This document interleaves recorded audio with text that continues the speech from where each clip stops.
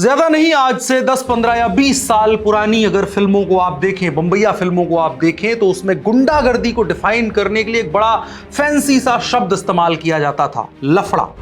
ये सामान्यतः दो गुटों या दो लोगों के बीच के विवाद को एक संज्ञा के तौर पर दिया जाने वाला शब्द था। लेकिन समय बदल गया और उस लफड़े के स्वरूप भी बदल गए। अब लफड़ा करने के लिए जरूरी नहीं है कि दो गैंग्स या दो लोग आमने सामने हों, बल्कि मामला ऐसा हो गया है कि इंटरनेट के आने के बाद से इंटरनेट की धरती पर भी लफड़े होने शुरू हो गए हैं और इसका नाम दिया गया है ई लफड़ा। बीते लगभग एक सप्ताह से ट्विटर और फेसबुक पर एक ऐसा ही बवाल चल रहा है, लफड़ा चल रहा है हरियाणा और उत्तराखंड के कुछ लोगों के बीच में। और इस बवाल में एक दूसरे की संस्कृति, एक दूसरे का खाना, आदतें, सब कुछ टारगेट किया जा रहा है। मैं एक बार को इस बहस या कथित लफड़े को भी स्वीकार कर लेता हूं कि उसके एक कारण हो सकते हैं। लेकिन जैसा कि है कि हमारे देश में हर लड़ाई में होता है कि प्राइम टारगेट के तौर पर बहस में, लफड़े में एक वक्त के बाद एक दूसरे के समाज की महिलाओं को निशाना बनाया जाने लगता है। अब हो क्या रहा है कि इस विवाद में एक दूसरे के राज्य की महिलाओं की फोटो को डाल करके दोनों तरफ के सोशल मीडिया वीर बता रहे हैं कि देखो तुम्हारा परचम नीचा है क्योंकि तुम्हारे यहां की महिला ने बाहर किसी समाज में शादी कर ली है। लेकिन थोड़ा क्रोनोलॉजी में चलते हैं। सबसे पहले जानिए कि ये लफड़ा शुरू कहां से हुआ। तो ये लफड़ा शुरू हुआ 20 मई 2026 को ऋषिकेश में हुई एक घटना के बाद।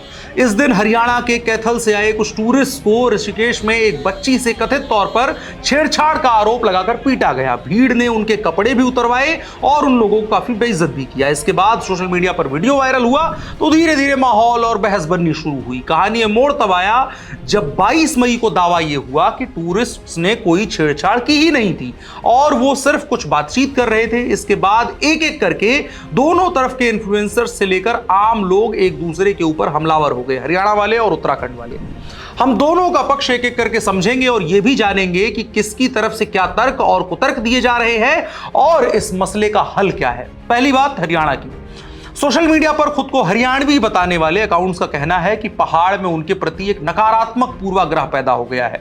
उनका यह दावा है कि बिना किसी बात के हरियाणा से उत्तराखंड जाने वाली गाड़ियों को विशेष तौर पर निशाना बनाया जाता है। स्थानीय लोग इकट्ठा होकर उनसे अभद्रता करते हैं। यह भी आरोप लगाया जाता है कि उनसे सामान्य सेवाओं से ज्यादा पैसे वसूले जाते हैं क्योंकि उनकी गाड़ी के नंबर प्लेट पर HR लिखा होता है। लेकिन अगर किसी लड़ाई में इतनी ही बात हो तो उसे विवाद नहीं संवाद कहा जाएगा। यहां पर आता है इसका अगली पार्ट। हरियाणा से जुड़े इन्फ्लुएंसर जैसे हर्ष छिकारा या स्वाति वगैरह ने कई ऐसे दावे किए हैं जो बेहद सतही हैं और लड़ाई को एक गंदा स्वरूप देते हैं।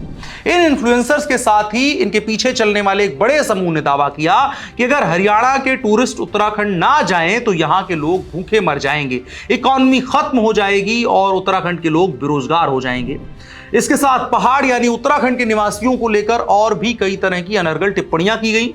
उत्तराखंड के बायकॉट का भी एक अभियान चलाया गया। साथ ही यह भी दावा किया गया कि इस बार हरियाणा के टूरिस्ट से अगर किसी ने मारपीट की तो इसका जवाब दिल्ली NCR में रहने वाले पहाड़ियों को दिया जाएगा, उनसे बदला लिया जाएगा। इस तरह की धमकी दी गई। बेसिकली ये खुली धमकी है कि NCR में रहने वाले पहाड़ियों को पीटा जाएगा या उन्हें उनके प्रदेश वापस जाने के लिए मजबूर कर दिया जाएगा। इसी से जुड़ी इस घटना के बाद दिल्ली एयरपोर्ट से एक वीडियो भी वायरल हुई जिसमें कथित तौर पर उत्तराखंड के ड्राइवर को यहां सवारियां बिठाने से रोका गया। और अंत में इस सबसे ज्यादा बढ़कर जो हुआ वो था महिलाओं का अपमान, महिलाओं को निशाना बनाया जाना। इस बहस में उत्तराखंड की महिलाओं को निशाने पर लेकर उन्हें स्पा में काम करने वाली कहा गया। इसके साथ ही कई ऐसी पहाड़ी लड़कियां जिन्होंने हरियाणा के लड़कों से शादियां की हैं, उनकी तस्वीरें निकाली गईं और उन लड़कियों और महिलाओं को हरियाणा की तरफ से ट्रॉफी की तरह से पेश कर दिया गया। और यह बहस अभी भी थमी नहीं है बल्कि लगातार बढ़ रही है। इसीलिए हमें लगा कि इस पर बात करना जरूरी है। लेकिन हम कंक्लूजन पर पहुंचे हैं। यहां पर आपको लग रहा होगा कि सिर्फ हरियाणा वाले गलत कर रहे हैं, उससे पहले उत्तराखंड वालों के तर्क भी सुन लीजिए, उनकी बातें भी सुन लीजिए। उत्तराखंड में लंबे समय से यह भावना है कि बाहर से आने वाले टूरिस्ट, विशेषकर दिल्ली NCR और हरियाणा से आने वाले लोग रैश ड्राइविंग करते हैं और सिर्फ रैश ड्राइविंग नहीं करते हैं बल्कि स्थानीय लोगों के साथ गुंडई बदसलूकियां भी करते हैं। इसके अलावा उनके व्यवहार को लेकर के भी सवाल उठाए गए हैं। पूर्व में उत्तराखंड की वकालत करने वाले लोगों का कहना है कि हरियाणा या एनसीआर से आने वाले टूरिस्ट सार्वजनिक जगहों पर शराब पीते हैं, झगड़ा करते हैं और महिलाओं से बदतमीजी करते हैं और फोटो वीडियोस को लेकर के भी तरह तरह के बवाल करते हैं। यही नहीं बल्कि यह भी कहा गया कि हरियाणा से आने वाले कांवड़ यात्री भी हल्ला हंगामा करते हैं और सड़कों पर रोड रेस जैसी घटनाएं करते हैं, गंगा के तट पर हुक्का पीते हैं, जिससे सांस्कृतिक समस्याएं उत्पन्न होती हैं। उत्तराखंड की जो संस्कृति है उसमें विघ्न पड़ता है। हरियाणा और एनसीआर से आने वाली गाड़ियों के चलते बढ़ते हुए जाम को लेकर भी कई तरह की बातें की गई हैं, लेकिन ऐसा नहीं है कि ये सारी बातें एक तरफा सही कह दी जा रही हैं। जो आरोप लगाए जा रहे हैं उन्हें ब्लैंकेट ट्रुथ के तौर पर हम देख सकते हैं। अति करने वाले लोगों की यहां भी कमी नहीं है। उत्तराखंड के भी कुछ इन्फ्लुएंसर्स बैन हरियाणा की मुहिम छेड़ रहे हैं। इस तरफ से भी मैंने कुछ ऐसे ट्वीट्स देखे जिसमें हरियाणा के कल्चर को निशाने पर लिया गया।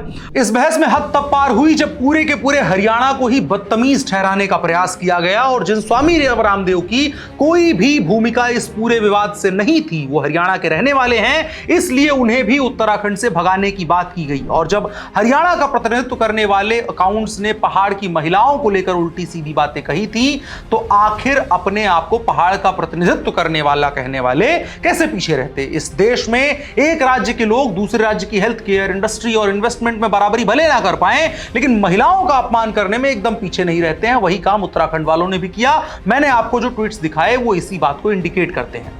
खैर, मैंने अब आपको दोनों पक्षों का बता दिया है कि दोनों की स्थिति क्या चल रही है, दोनों की बातें क्या चल रही हैं। अब मूल मुद्दे पर आते हैं कि हम बात क्यों कर रहे हैं।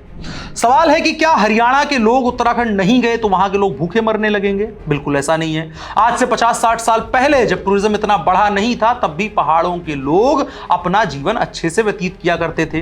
क्या हरियाणा के लोगों के न जाने से उत्तराखंड में अकाल आ जाएगा? तो ऐसा भी नहीं होगा। लेकिन अब दूसरा पक्ष भी सुन लीजिए। यहां सवाल है कि क्या हरियाणा से जाने वाले सारे टूरिस्ट उत्तराखंड या कहीं भी किसी बाहरी राज्य में जाकर सिर्फ बदतमीजी ही करते हैं? क्या सिर्फ झगड़ा ही करते हैं? या जो कांवड़िए जाते हैं उनको ब्लैंकेट रूप से यह कह देना कि वो आकर के सिर्फ विवाद करते हैं, इस बात को कहना कितना सही निकल के आता है? ऐसा भी बिल्कुल नहीं है।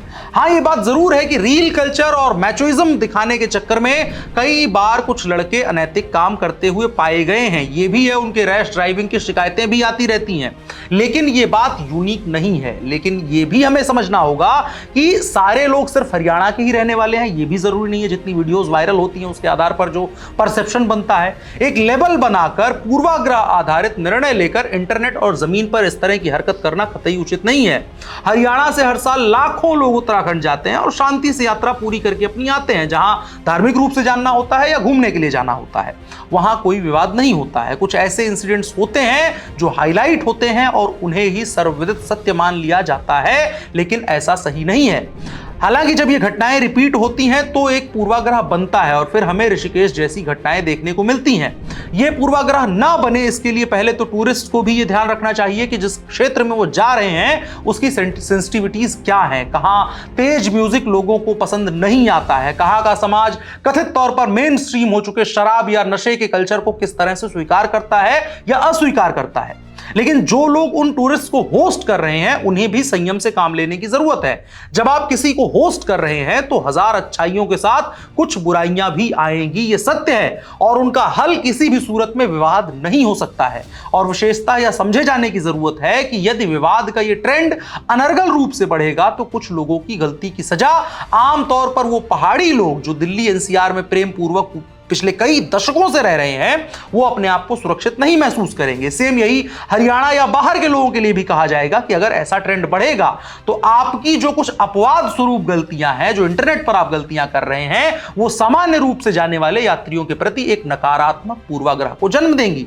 और सबसे महत्वपूर्ण बात कि यदि विवाद अवश्यंभावी है या किसी भी कारण से कोई घटना घटित हो रही है तो प्रयास इस बात का होना चाहिए कि इस लड़ाई झगड़े में कम से कम महिलाएं निशाना ना बने। सड़क के झगड़े में एक दूसरे की महिलाओं की धज्जियां उड़ाना कोई खास समझदारी का काम नहीं है। वक्त वक्त पर गालियों से लेकर सामाजिक व्यवहार के कई परिदृश्यों में महिलाओं को गलत ढंग से सॉफ्ट टारगेट हमारे यहां बनाया जाता रहा है। किंतु ध्यान रहे, पहले तो ऐसी स्थिति उत्पन्न ही ना हो। दूसरी बात, यदि ऐसी परिस्थिति आती है तो बिलो द बेल्ट जाना आपके किसी भी तर्क को या बात को कभी मजबूत नहीं करने वाला है, यह सिर्फ और सिर्फ कमजोर करेगा।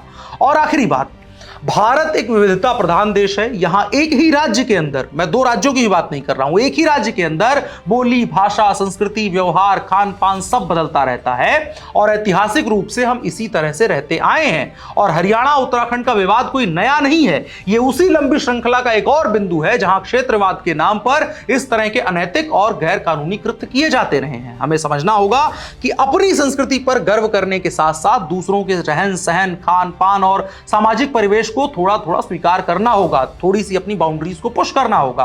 देश और दुनिया में कई ऐसी शक्तियां हैं जो ऐसी ही छोटी घटनाओं पर नजर रखकर फॉल्ट लाइंस को ट्रेस करते हैं और मौका पड़ने पर उनको एक्सप्लॉइट भी करते हैं, जिसका अंतिम प्रभाव यही होता है कि हम और हमारे लोग ही किसी ना किसी स्वरूप में नुकसान में जाते हैं। और भारत में अगर आप देखेंगे तो क्षेत्रवाद के नाम पर जितनी भी लड़ाइयां हुई हैं उन्होंने अंततः इस भारत देश का, इस संस्कृति का, इस समाज का ही नुकसान किया है। तो हमें ऐसी किसी भी सूरत में इस तरह से रिएक्ट करने और स्पेशली इंटरनेट पर इस तरह की भाषा का इस्तेमाल करने, महिलाओं को टारगेट करने, एक दूसरे की कल्चर के बारे में इस तरह की बातें करना बिल्कुल सही नहीं है। इस चीज को अवॉइड किया जा सकता है। जो बहस है, जो बात है, जो मुद्दा है, उस मुद्दे तक सीमित रह करके उस मुद्दे पर बहस विवाद हल्का फुल्का करके उस चीज को हल किया जा सकता है, लेकिन इस एक्सटेंट तक लेकर के जाना किसी भी स्वरूप में सही नहीं होगा।